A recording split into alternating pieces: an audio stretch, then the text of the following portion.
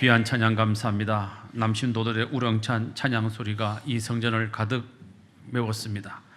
큰 은혜가 우리 가운데 임하실 줄로 믿습니다. 오늘 성경 말씀 보면 화면에 준비되어 있지 않습니다. 5절 말씀에 이렇게 되어 있습니다. 다윗이 이르되 내 아들 솔로몬은 어리고 미숙하고 여호와를 위하여 건축할 성전은 극히 웅장하여 만국의 명성과 영광이 있게 하여야 할지라. 그러므로 내가 이제 그것을 위하여 준비하리라 하고 다윗이 죽기 전에 많이 준비하였더라. 이렇게 되어 있습니다. 아버지 다윗이 아들 솔로몬을 위해서, 다음 세대를 위해서 뭐 했더라? 준비했더라. 다시 말하면 다윗은 능력이 없는 사람이 아니에요. 실력이 없는 사람이 아니에요. 다윗은 경험이 없는 사람이 아닙니다. 다윗은 얼마든지 성전을 건축하고도 남을 실력과 경험과 능력이 있는 사람입니다. 그럼에도 불구하고 다윗은 그 일은 하나님께서 나를 통해서 하실 일이 아니라 누구를 통해서? 내 아들 솔로몬을 통해서 하게 되실 일이다. 그러므로 아버지인 나는 누구를 위하여? 내 아들을 위하여 그 일을 잘 해낼 수 있도록 나는 뭐 해줘야 되겠다? 준비해 줘야 되겠다. 그게 다윗의 마음이었어요. 다윗의 마음. 저는 거함교회 담임 목사입니다. 저는 여러분과 함께 고난의 길을 걸으면서 이 성전을 함께 건축했습니다. 저에게 주어진 마지막 사명은 뭐냐? 저는 제 뒤에 오시는 목사님이 이 교회를 통해서 큰 역사를 이루도록 뭐 하는 일이다? 준비해 주는 거예요. 준비해 주는 거. 제가 할 일은 다음 세대, 제 다음번 목사님이 오셔서 이 교회를 크게 부흥시킬 수 있도록 토대를 놔주는 거예요. 토대를 준비해 주는 목회를 해야 되는 거죠. 한국의 많은 교회 목사님들이 자기가 다 하려고 그래. 자기가. 그러다가 문제가 생기고 어려움이 생기고 후배 목사가 와서 뭘 어떻게 되든지 상관없이 그냥 자기 혼자 편하게 지내다가 가시는 분들이 많아요. 그것은 옳지 않다. 내 뒤에 어떤 목사님이 오든지 그 목사님이 김종환 목사보다 훨씬 더 위대하게, 훨씬 더 영광스럽게, 훨씬 더 엄청나게 목회할 수 있도록 토대를 잘 닦아주는 것이 교회를 완성한 김종환 목사의 남은 사명이다. 제가 준비하는 목회를 해야 돼요. 준비하는 목회. 남녀 신도회 오늘 총회도 있고 해서 여러 가지 의견들이 분분하고 얼굴 붉히시는 분들 계시는데 얼굴 붉히지 마세요. 교회 일 하면서. 왜 그러세요? 제가 한두 번 얘기한 것도 아니고. 남녀 신도회 조직이나 구역 조직은 담임 목사의 소관이죠. 담임 목사가 앞으로 이 교회가 어떻게 부흥할 것이냐, 어떻게 발전해 갈 것이냐, 또 지금보다 더 크게 부흥하고 성장하려면 어떤 조직으로 교회가 움직여 가야 되느냐, 이것을 목회적으로 판단하고 그리고 기도하고 결정해서 당회원들의 동의를 얻어서 그것을 시행하게 됩니다. 그것을 시행하게 되죠. 그래서 구역 모임이나 사실은 신도회 모임은 담임 목사가 의지하고 의도하는 대로 조직이 바꿔줘야 돼요. 조직이 바뀌지 않으면 변화가 일어나지 않죠. 변화가 일어나지 않으면 담아낼 수가 없게 되는 겁니다. 그래서 지금은 제가 와서 제가 처음 오니까 우리 교회에 신도회가 20살 차이 나는 분들이 한 신도에 다 뭉쳐져 있더라고요. 왜 그렇게 자꾸 뭉치는가 봤더니 20명이 넘는데 일하는 분은 한 5명밖에 없는 거예요. 그러니까 인원을 더 붙여주면 더 많은 인원이 일을 하겠지, 더 붙여주고 더 붙여주고 더 붙여주다 보니까 20살 차이가 나는 분들이 한 신도에 묶여 있는 거예요. 여러분, 20살 차이는 아버지하고 자식의 차이입니다. 할 수가 없어요. 그런데 저희 세대나 저보다 10살 위의 세대나 저보다 20살 가까이 차이 나는 우리 홍기철 장로님 세대 이상 되시는 우리 형님들, 삼촌님들하고 저하고는 대화가 돼요. 대화가 돼. 왜 그러냐? 1970년대까지는 우리가 살아온 게 똑같아요. 우리 홍 장로님이 살아오시던 시대나 우리가 살아오던 시대나 세대의 차이가 별로 없어요. 저도 굶고 살았고, 저도 보리밥 먹고 살았고, 저도 꼬무지 신고 살았고, 저도 책가방 대신 책보 들고 살았어요. 그러니까 앉으면 얘기가 돼요. 홍 장로님하고 저하고 앉아서 얘기하면 2시간, 3시간 얘기할 수 있어요. 자, 그런데 지금 홍 장로님하고 정성훈 목사가 앉아갖고 1시간 얘기하기 쉽지 않습니다. 그걸 뭐라 그래요? 세대차라 그러는 거예요. 자, 근데 그 세대차가 지금은 제가 지난번에 설명 다 해드렸어요. 세대차가 훨씬 더 커졌어요. 훨씬 더 커졌어요. 자, 1970년대 이후에 태어난 세대들을 우리 신세대라 그럽니다. 1970년생들하고 저하고 나이 차이는 10살밖에 안 나지만 대화가 안 됩니다. 70년생 뒤에 무슨 세대가 옵니까? X세대가 옵니다. X세대들하고 저하고 20년 차이가 안 납니다. 무슨 얘기하는지 몰라요, 서로가. 사고방식이 달라요. X세대가 가고 나서 지금 무슨 세대예요? MZ세대가 왔습니다. 이 사람들은 완전히 우주에서 온 애들 같아. 말이 안 통하는 거예요. 그러니까 나이 차이를 많이 해서 신도회를 편성을 하고 우리가 일할 수 있는 몇몇 일꾼들 잘 만들어 보자라고 하게 되면 뒤에 있는 많은 사람들은 구경꾼이 되고 그 신도에 동참을 안 하게 되는 거죠. 그래서 가능하면 지금 그래서 모든 우리 거함교회 정도 수준의 교회들은 다 신도회를 연령별로 쪼개줘요. 쪼개져. 더 잘게 쪼개준다요. 잘게. 그래서 1960년대생 신도회, 1961년생 신도회, 1962년생 이게 쪼개준단 말이에요. 왜? 세대 차이 느끼지 말고 같은 시대를 살아온 공감대를 가지고 서로 잘 지내라고 그렇게 하는 거예요. 그러나 교회는 또 일을 해야 되니까 임원진을 구성해야 되니까 사람들이 필요해요. 그러니까 자꾸 올라와라 내려가라 말들이 많아요. 그러면 올라가면 자, 그러면 나중에 반대 현상도 있을 수가 있어요. 밑에 세대들은 일할 사람이 아예 없어요. 이렇게 해도 저렇게 해도 문제가 돼요. 그런데 지금까지 목사님들이 신도회를 이렇게도 해보고 저렇게도 해보고 많이 해본 결과 지금 내린 결론, 목사님들의 목회적 토대로 나타난 결론은 뭐냐 하면 가능하면 짧게 잘라줘야 된다.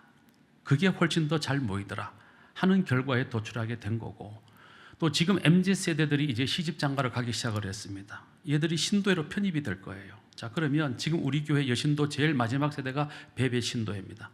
지금은 사람이 없기 때문에 인도할 사람이 없기 때문에 베베 신도를 다 갖다 붙여요. 인원이 많이 늘었습니다. 올라갑시다가 아니고 그 베베 신도는 쪼개줘야 맞는 거예요.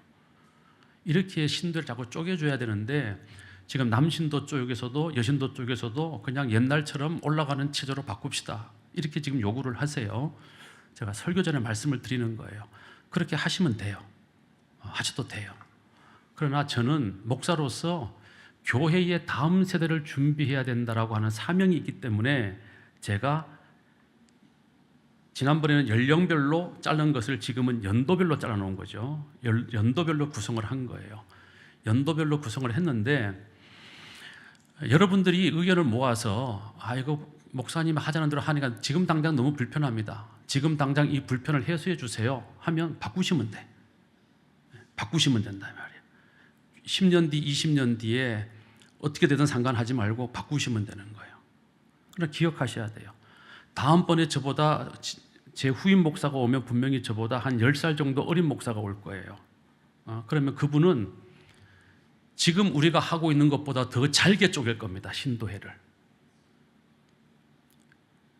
그분은. 그러면 10년 뒤에 몇 년 뒤에 새로 오실 그 목사님이 오시면 훨씬 더 짧게 신도회를 쪼개실 거란 말이에요. 그게 목회적인 흐름이에요. 지금 교회의 흐름이라고요. 그러면 몇 년 뒤에 이 고생을 또 해야 돼. 이해가 가세요? 이 고생을 또 해야 돼. 또 쪼개야 된다 이 말이에요.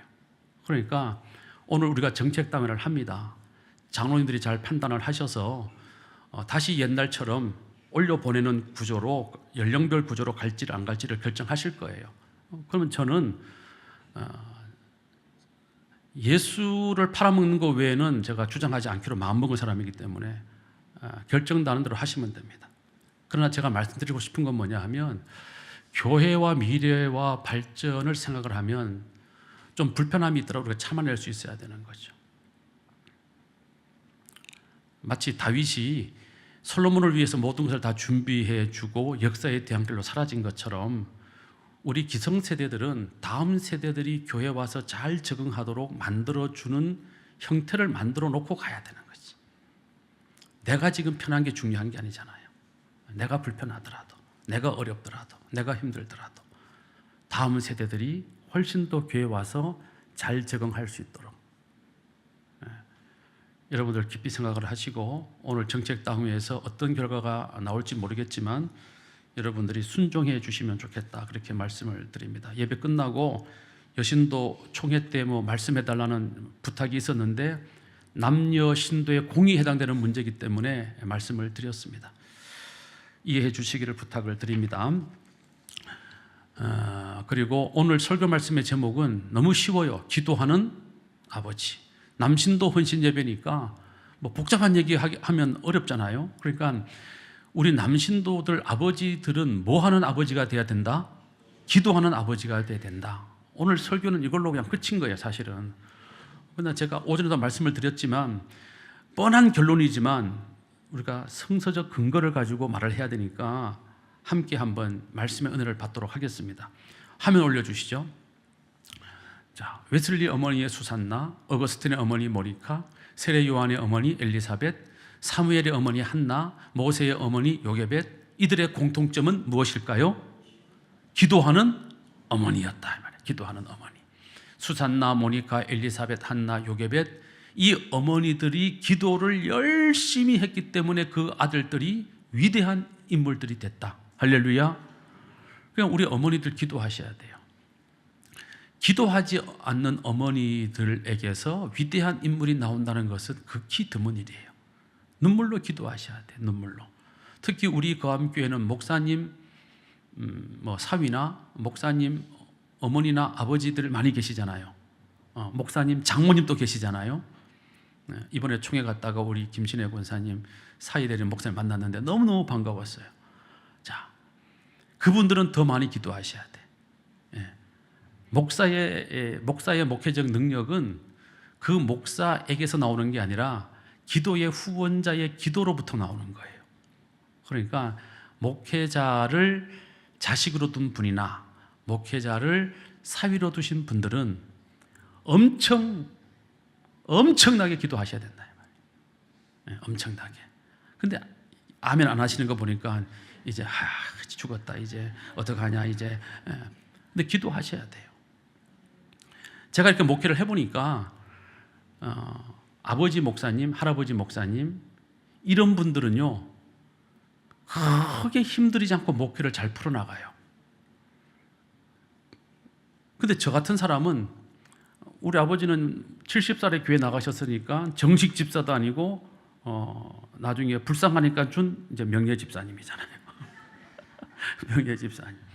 우리 어머님은 맨날 식당 운영하시고 뒤에서 보이지 않게 일을 하시다 보니까 그 교회는 투표로 권사를 뽑으니까 앞에 드러나지 않으니까 이름을 몰라가지고 투표를 못 해줘가지고 우리 어머니는 시무권사도 못 됐어요. 그래가지고 나중에 불쌍해가지고 명예권사 시켜주시더라고요. 근데 저 같은 이런 목회자들은 목회를 하는 게 굉장히 힘들어요. 어마무시하게 힘들어요. 근데 옆에 있는 분들, 목사님들 보면, 야, 저분은 어떻게 저렇게 쉽게 교회를 잘 운영해 나갈까? 어떻게 저렇게 목회를 편하게 잘 할까? 고민해 보면 그분 뒤에는 누가 있어요? 기도하는 어머니, 기도하는 아버지들이 계시더라 이 말이죠. 근데 제가 성경을 이렇게 보고 지금까지 연구를 해보면 기도하는 어머니들은 그래도 많아요. 기도하는 어머니들은 그래도 많아. 근데 기도하는 아버지는 많지 않아요. 자, 그러면 아버지들은 기도 안 해도 되는가? 우리 아버지들 한번 대답 한번 해보시죠. 아버지들은 기도 안 해도 되는가? 그렇지 않아요. 성경에 보면 기도하는 아버지들의 이름은 별로 나오지 않습니다. 기도하는 어머니들은 많이 나와요. 근데 기도하는 아버지의 이름은 성경에 잘 기록되어 있지 않습니다. 자, 그러면 정말로 아버지들이 기도를 하지 않았기 때문에 성경에 아버지들, 기도하는 아버지들의 이름이 나오지 않은 것일까? 제가 연구해 보니까 그게 아니더라는 얘기죠. 왜냐하면 성경의 원리는 뭐냐 하면 하나님은 교회의 제사장으로 목사님을 세워요. 맞아요, 안 맞아요? 그 목사님이 예배 인도하고 축복하는 거잖아요. 그럼 가정의 제사장으로 하나님은 누굴 세우냐 하면 아버지를 세우는 거예요. 그 가정의 제사장은 누구냐? 아버지예요, 아버지. 하나님은 그 아버지를 통해서 그 가정에 복을 주시는 거예요.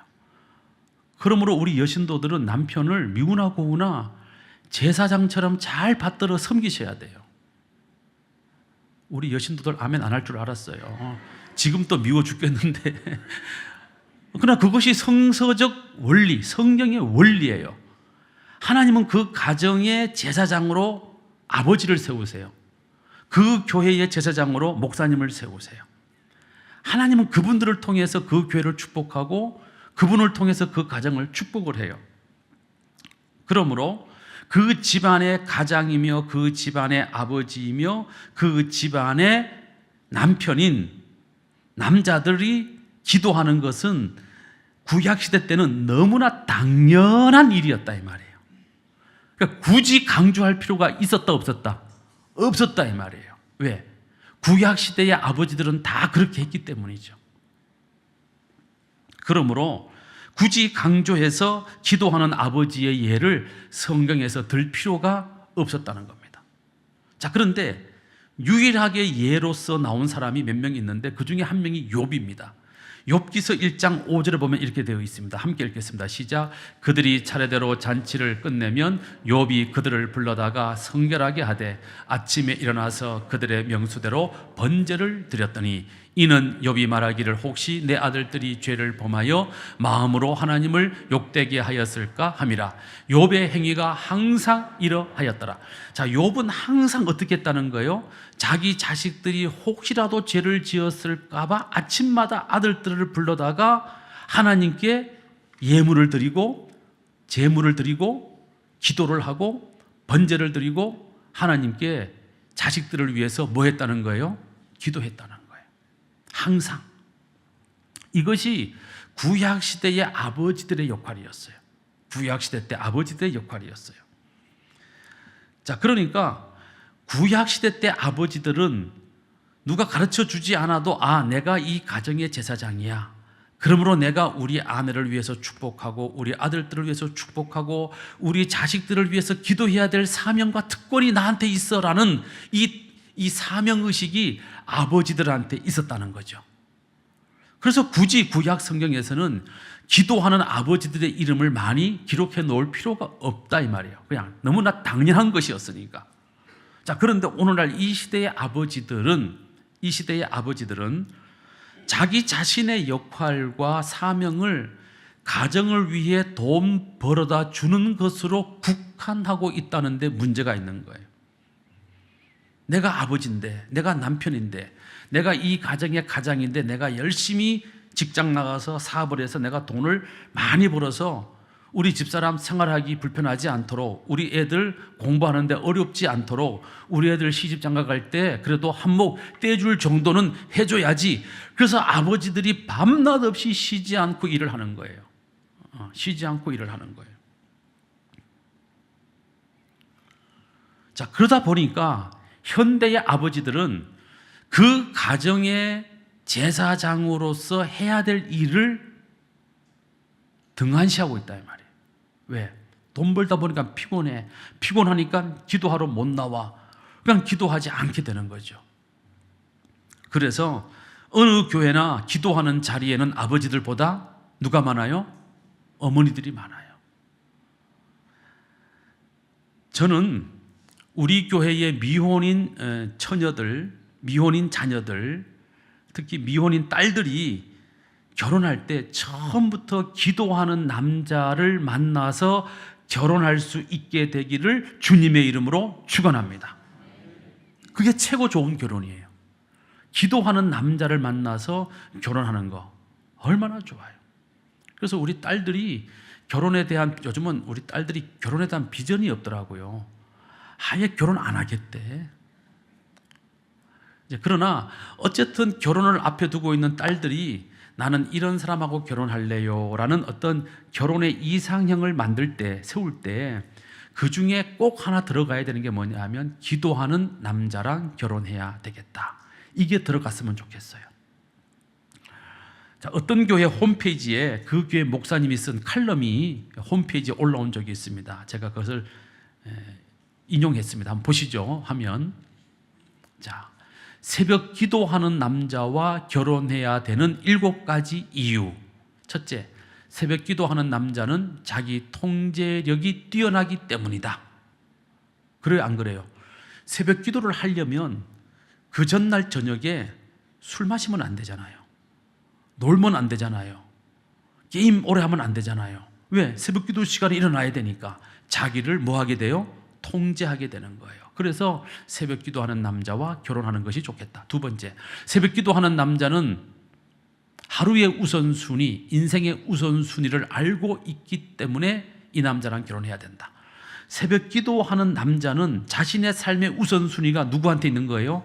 하나님에게 있는 거죠. 이런 남자랑 결혼해야 된다는 거예요. 세 번째, 새벽 기도하는 남자는 새벽에 피곤을 무릅쓰고 단잠을 떨치고 일어날 정도로 하나님을 사랑하고 아내와 자녀를 진심으로 사랑하는 남자이기 때문에 새벽 기도하는 남자와 결혼하는 것이 좋겠다.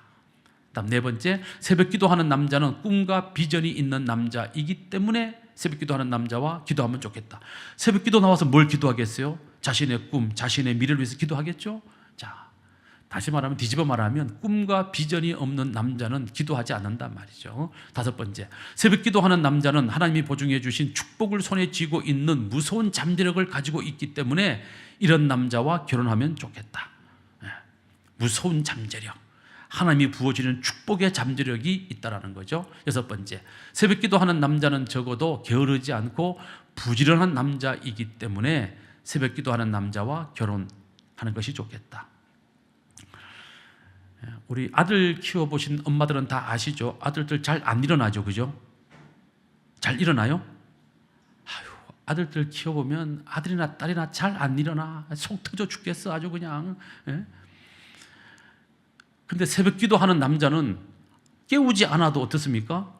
자기가 알아서 딱 일어나가지고 씻고 새벽 기도 탁 갔다 오고 하루를 시작하니까 얼마나 부지런하냐 이 말이죠. 그래서 새벽 기도하는 남자와 결혼하는 것이 좋겠다. 일곱 번째, 새벽 기도하는 남자는 새벽에 낭만을 아는 남자이기 때문이다. 예. 저는 딸을 가지신 우리 성도 여러분들의 따님들이 이런 남자 만나게 되시기를 주님의 이름으로 축원합니다. 자, 그러나 현실적으로 바쁘게 살아가는 이 시대의 남자들이 새벽 기도하는 것 정말 어렵습니다. 그래서 아예 어렵기 때문에 아예 안 하시죠. 그러시면 안 된다 이 말이에요. 어려우시더라도 하셔야 된다 이 말이죠. 매일매일 못하면 한 달에 하루라도 하셔야 되는 거죠. 제가 강조한 바가 있지 않습니까? 내 생일날만큼은 새벽 기도하자. 예를 들면 제가 5월 29일이에요. 그러면 매달 29일 날만큼은 새벽 기도하러 나오자. 한 달에 한 번 못 나옵니까? 우리 남성 동지 여러분. 한 달에 한 번 새벽 기도한다고 내가 중병에 걸립니까? 한 달에 한 번 새벽 기도한다고 내가 피곤해서 죽습니까? 우리는 할 마음이 없는 거예요. 솔직히 말씀을 드리면. 그러면 기도하지 않고도 내가 넉넉하게 살 만큼 뭔가 있는가? 그렇지도 않잖아요. 새벽 기도를 안 해도 될 만큼 내 미래가 보증되어 있습니까? 그렇지도 않잖아요. 그런데 우리는 기도하지 않습니다. 내가 자식을 낳았어. 내 애들이 지금 크고 있어. 이 아이들의 미래가 어떻게 될지 우리는 아무도 모르잖아요. 그런데 우리는 이 아이들을 위해서 아무도 기도 안 해. 엄마도 기도 안 해. 아버지도 기도 안 해. 이 아이들의 인생이 어디로 갈지 누가 합니까? 그 아이들, 내 몸으로 낳은, 내 몸을 통해서 이 땅에 태어난 내 아들과 딸들을 위해서 우리가 한 달에 한 번 새벽 기도 못합니까? 우리 남신도 여러분, 한 달에 한 번, 내 생일날. 왜 그걸 못하냐 이 말이죠. 나를 위해서, 내 아내를 위해서, 내 자식들을 위해서 왜 기도를 못하냐 이 말이죠.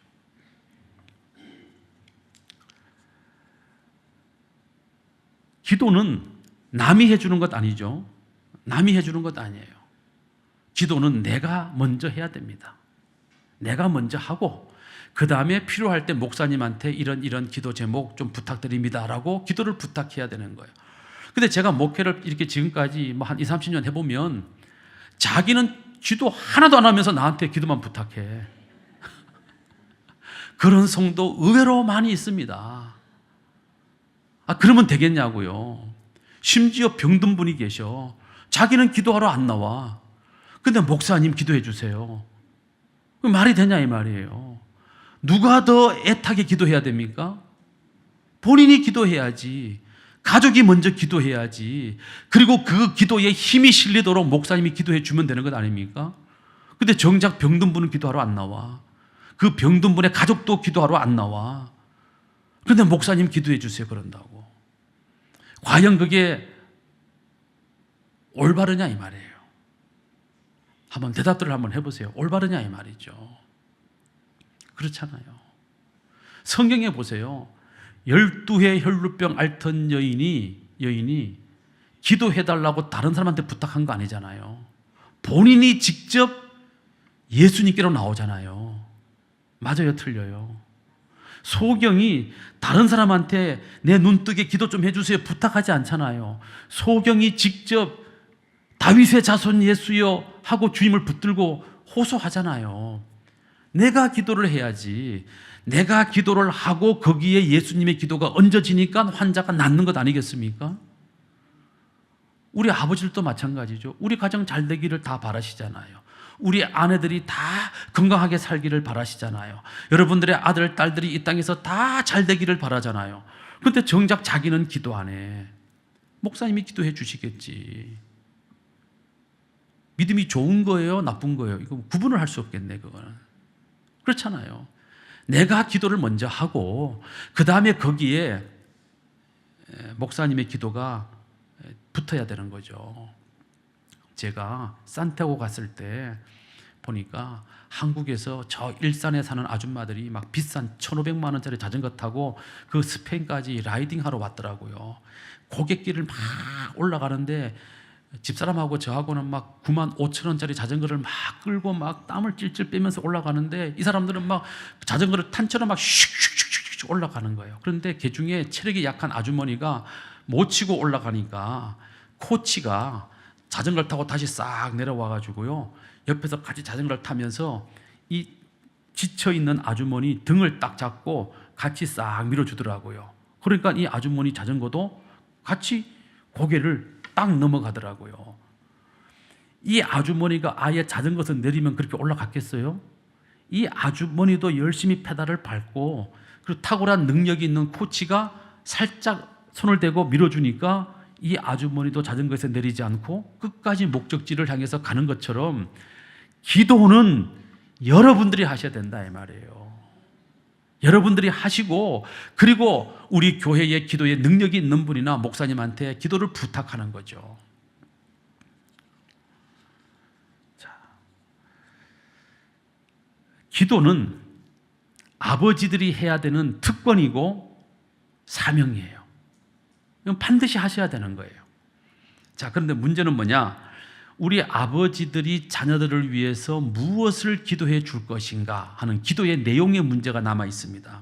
오늘 저는 다윗 왕이 솔로몬에게 남긴 이 마지막 유언 속에서 아버지 다윗 왕이 아버지로서 다윗 왕에게 무슨 기도를 했는지를 밝혀서 우리 아버지들이 자식들을 위해서 해야 될 기도가 뭔지를 말씀드리려고 합니다. 첫째, 화면 보시겠습니다. 첫째, 우리는 아버지들은 자식들을 위해서 기도할 때 제일 먼저 해야 될 기도가 뭐냐? 하나님이 항상 함께 주시기를 기도해야 됩니다. 아멘. 자, 역대상 22장 11절에 보면 내 아들아 여호와께서 너와 함께 하시기를 원하며, 다윗이 이렇게 말합니다. 다시 말하면 다윗은 자기 아들 솔로몬과 하나님이 항상 함께 하기를 위해서 기도한 것, 이것은 경험에서 나온 기도입니다. 다윗 왕을 죽이려고 했던 사울 왕, 이 사울 왕은 성령이 충만한 사람이었어요. 그래서 이스라엘의 왕이 된 거죠.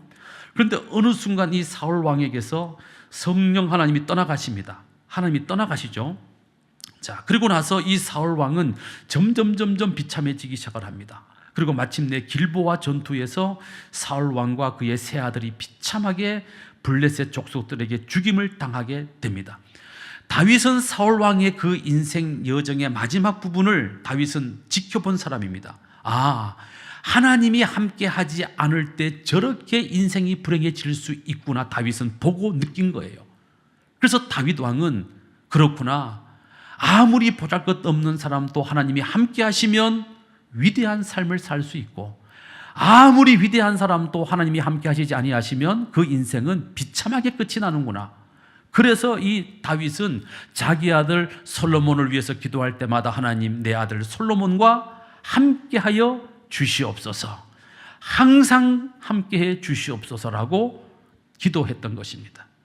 우리 아버지 여러분들, 남신도 여러분들, 자식들을 위해서 기도할 때마다 하나님, 우리 아들, 딸들을 항상 함께해 주시옵소서, 그렇게 기도하는 아버지들 되시기를 주님의 이름으로 축원합니다.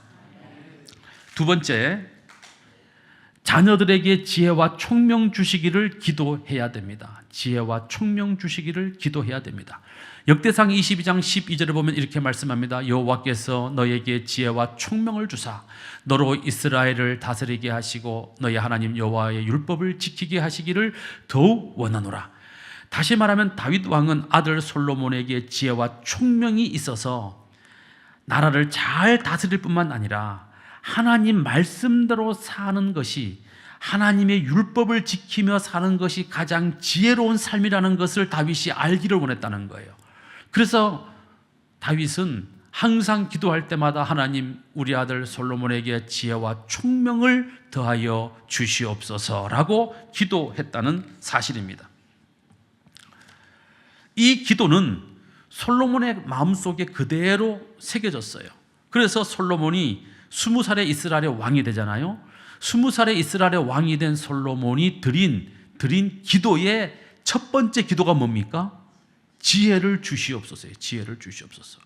그럼 솔로몬이 지혜를 주시옵소서라고 기도했을 때 하나님이 뭐라고 말씀하십니까? 네가 금을 구하는 것도 아니고 은을 구하는 것도 아니고 세상의 권력을 구하는 것도 아니고 네가 지혜를 구하였으니 내가 지혜뿐만 아니라 이 모든 것들도 내가 너에게 부어주어서 전무후무한 축복의 사람으로 만들어 주리라. 할렐루야. 자, 그러면 솔로몬이 지혜를 주시기를 기도하는 그 기도를 누구한테 배운 거예요? 아버지 다윗 왕을 통해서 배운 거예요. 왜? 자기가 어릴 때부터 아버지 다윗 왕이 자기를 위해서 기도할 때마다 하나님 아버지, 우리 아들 솔로몬에게 지혜와 총명을 다하여 주시옵소서라고 기도하는 그 기도를 이 아들이 듣고 자랐단 말이에요. 그러니까 이 아들도 커서 자기가 왕이 되었을 때, 그렇구나, 내가 이 나라의 왕이 되었지만 지혜가 부족하면 이 나라를 잘 다스릴 수 없겠구나, 내가 총기가 떨어지면 내게 주어진 이 사명을 감당할 수 없겠구나. 그래서 일천번제를 드리면서 하나님, 나에게 지혜를 주시옵소서, 그렇게 기도한 것 아니겠습니까? 아버지의 기도가 자식에게로 이어져 갈 때 그 가정은 복을 받는 거예요. 그러므로 우리 아버지 되시는 남신도 여러분, 여러분들 자식들을 위해서 지혜와 총명 주시기를 더욱 기도하는 여러분들 되시기를 주님의 이름으로 축원합니다. 지혜와 총명을 받으면, 지혜와 총명이 뛰어나면 공부도 잘하고 사업도 잘하고 뭐 다 잘하겠죠. 그런데 지혜와 총명이 없으면 다 안 되는 거예요. 사람이 공부만 잘한다고 인생 되는 게 아니잖아요. 지혜와 총명이 있어야 되는 거예요. 다음 세 번째, 다윗은 자기 아들 솔로몬을 위해서 기도하기를 자녀들에게 강하고 담대한 주시기를 기도했다, 이 말이죠. 우리 아버지들이 해야 될 기도 중에 세 번째로 중요한 기도는 뭐냐? 주여 우리 자녀들에게 강하고 담대함을 주시옵소서, 그렇게 기도해야 된다는 거죠. 역대상 22장 13절에 이렇게 말씀합니다. 네가 만일 여호와께서 모세로 이스라엘에게 명하신 모든 율례와 규례를 삼가 행하면 형통하리니 강하고 담대하여 두려워 말고 놀라지 말지어다. 자, 다윗은 솔로몬이 강하고 담대한 사람이 되기를 위해서 기도했다는 것입니다. 다윗은 아들 솔로몬이 이스라엘의 왕이 되면 제일 먼저 해야 될 일이 성전을 건축하는 일이라는 것을 알고 있었습니다. 이 성전 건축을 잘 할 수 있도록 다윗은 성전 건축에 필요한 모든 것들을 다 준비해 놓았습니다. 기술자도 오늘 성경 말씀 보니까 기술자도 준비해 놨고, 금도 준비했고, 은도 준비했고, 놋도 준비했고, 쇠도 준비했고, 나무도 준비했고, 뭐 심지어 설계도도 그려 놓았고, 성전 건축에 필요한 모든 것들을 아버지 다윗이 다 준비해 놨어요. 다 준비해 놨어. 자, 그런데 문제는 아버지가 준비해 놓은 그것을 가지고 성전을 건축해야 될 솔로몬의 나이가 이제 겨우 20살이에요. 그 어마어마한 일을 과연 감당할 수 있을까? 얼마나 많은 일들이 있는데 우리 아들이 강하지 못하면, 담대하지 못하면 성전 짓다가 주저앉을 수도 있겠다. 그러니 하나님, 내가 준비한 이 모든 것 가지고 성전 건축하고도 남을 만한 강하고 담대함을 우리 아들에게 주시옵소서라고 기도했다, 이 말이에요. 우리 아버지들, 우리 여기 계신 어머니들, 오늘 제가 재미있는 걸 하나 봤어요. 인터넷에서 65세가 되면 너무 그렇게 돈 벌려고 몸부림치지 마라. 그렇게 돈 벌어가지고 자식들을 줘봐야 자식들 고마운 줄 모른다. 내 몸만 상하고 병원에 돈 갖다 주는 게 더 많아진다. 그러니까 적당히 그냥 65세 이상 되면 적당히 그냥 있는 것 가지고 그냥 적당히 살다가 천국 가야지. 너무 그렇게 내가 그래도 한 푼이라도 더 벌어가지고 자식들한테 한 푼 더 주고 손자한테 한 푼 더 주고 그래봐야 고마운 줄 모른다, 이 말이에요. 그렇게 하다가 병원 탁 가서 누워봐요. 아들들 와가지고 그러게 내가 뭘 했어, 엄마 일하지 말랬잖아. 그래요, 안 그래요? 여러분, 자식들한테 우리가 아무리 많은 돈을 준비해주고 뭐 아파트도 준비해주고 뭐 사업장도 준비해주고 뭐 별의별 것 다 준비해줘도 아버지가 준비해준 그것을 가지고 살아가야 할 우리 자식들이 허약해 빠지면, 담대함이 없으면, 용기가 없으면, 비실비실하면, 여러분, 아버지가 그렇게 생고생해서 모아놓은 그 많은 것들 가지고 이 아들이 어떻게 되겠어요? 그거 지켜내지도 못해. 그러니까 우리 아들, 딸들이 강하고 담대하도록 기도해 주셔야 된다, 이 말이에요.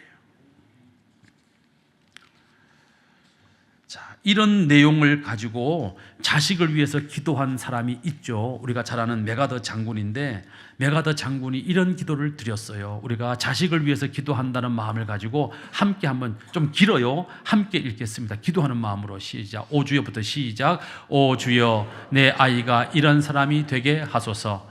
약할 때에 자신을 분별할 수 있는 힘과 두려울 때 자신을 잃지 않는 용기를 주소서. 정직한 패배 앞에 당당하고 태연하며 승리할 때 겸손하고 온유한 사람이 되게 하소서. 내 아이가 이런 사람이 되게 하소서. 자신의 본분을 자각하여 하나님과 자신을 아는 것이 지식의 기초임을 깨닫는 사람이 되게 하소서.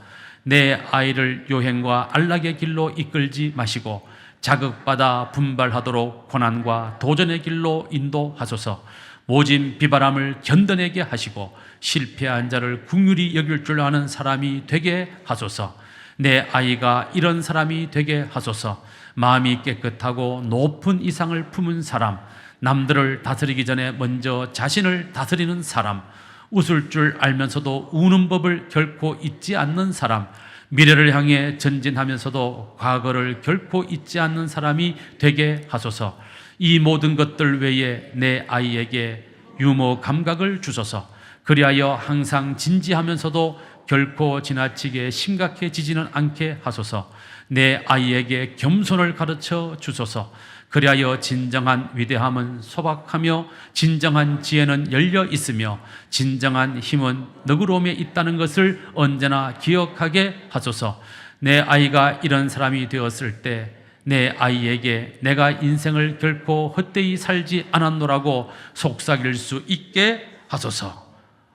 아멘. 너무너무 위대한 기도죠. 얼마나 위대한 기도입니까? 우리 모두 자녀들을 위해서 이렇게 기도할 수 있는 부모들이 되시기를 축원합니다. 구약시대의 가족 공동체, 구약시대에는 가족 공동체를 아비의 집이라고 표현했어요. 아비의 집, 아비의 집. 이 말은 보통 3, 4대가 함께 사는 대가족을 일컫는 말입니다. 자, 이 3, 4대의 가정을 이끄는 아버지에게 주어진 가장 크고 강력한 권한과 사명과 특권은 자식을 위해서 뭐 하는 것이었다? 기도하는 것이었다, 이 말이죠. 창세기 27장 27절에서 29절 말씀에 보면 이삭은 형 에서를 속이고 장자의 축복을 받은 야곱을 위해서 축복하는 장면이 거기에 기록되어 있습니다. 28절 말씀 보겠습니다. 자, 시작. 하나님은 하늘의 이슬과 땅의 기름짐이며 풍성한 곡식과 포도주를 내게 주시기를 원하노라 하면서 아들 야곱에게 삶의 축복을 빌어줍니다. 29절 시작. 만민이 너를 섬기고 열국이 내게 굴복하리니 네가 형제들의 주가 되고 내 어머니의 아들들이 내게 굴복하며 너를 저주하는 자는 저주를 받고 너를 축복하는 자는 복 받기를 원하노라 하면서 이 아들에게 영향력의 축복을 빌어줍니다. 자, 그래서 어떻게 되었습니까? 이삭의 이 기도대로 야곱은 밧단 아람 외삼촌 라반의 집으로 도망을 가서 20년 만에 거부가 되어 돌아왔고, 그 야곱의 아들 요셉은 애굽의 뭐가 되고? 총리가 되고, 그 야곱의 후손이었던 모르드게와 다니엘 같은 사람들은 저 머나먼 나라에 가서 총리가 되는 그런 놀라운 축복을 받게 되었습니다. 그야말로 아버지 이삭의 기도가 그대로 응답되고 이루어졌다는 것이죠. 하나님 아버지께서 우리 남신도들에게 주신 가장 막중한 책임은 자녀들을 위해서 기도하는 것이고, 우리 남신도들 아버지에게 주신 가장 큰 특권도 자식을 위해서 기도하는 것이고, 우리 남신도들 아버지에게 주신 가장 큰 사명도 자식들을 위해서 기도하는 것이라는 이 사실을 기억하시고, 우리 남신도 회원 여러분, 부디 남은 생에 내가 자식들에게 돈을 좀 더 벌어서 남겨주어야지, 이 생각은 이제 잊어버리시고, 내가 자식들을 위해서 뭘 쌓아야 되겠다? 기도를 쌓아야 되겠다. 할렐루야. 그런 아버지들이 되시기를 주님의 이름으로 축원합니다. 거룩하신 아버지 하나님, 우리 남신도들 교회를 위해서 늘 앞장서고 헌신하고 충성하며 지금까지 교회를 섬겨왔는데, 주여, 우리가 진실로 돌이켜보건대 우리의 자녀들을 위해서 얼마나 기도했는지 우리 자신을 돌아보면 너무나 부족하기 짝이 없습니다. 주여, 우리 모든 남신도들이 이제는 한 집안의 가장으로서, 또한 자녀들의 아버지로서, 또 한 여인의 남편으로서 우리가 가져야 할 가장 큰 특권은 기도하는 것이고, 가장 큰 사명도 기도하는 것임을 잊지 말고, 주여, 우리 모든 남신도들이 자식들을 위해서 더 많이 기도하는 아버지의 사명 잊지 않고 감당하도록 은혜를 베풀어 주시옵소서. 거룩하신 예수님 이름으로 기도드리옵나이다. 아멘.